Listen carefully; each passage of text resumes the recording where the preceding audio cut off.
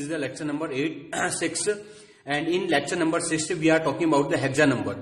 In hexa number you will take total number of 4 digits. 0 0 0 0 already we have written here. Okay, 0 0 0 it is representing 1, 0 0 0 1 it is 1, then after then 0 0 1 0 this is 2, 0 0 1 1 this is 3, 0 1 0 0 that is 4, 0 1 0 1 that is 5, 0 1 1 0 that is 6, 0 1 1 1 that is 7, 1 0 0 0 8 and 1 0 0 1 that is 9, and after then you have to stop.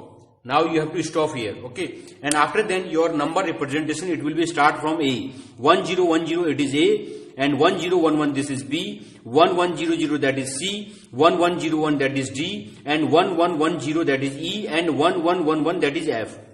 Okay, this time your number representation, suppose you have this number 7656, so this time your base is 16. Okay, hexa. If you are just talking about hexa, your base is 16 this time. What is base? You must go in the lecture number 2. Okay, so now suppose you have this number 1000. Okay, and this 1001 and 1011 1110. Okay, in this condition you will take 4 number at a time from left to right.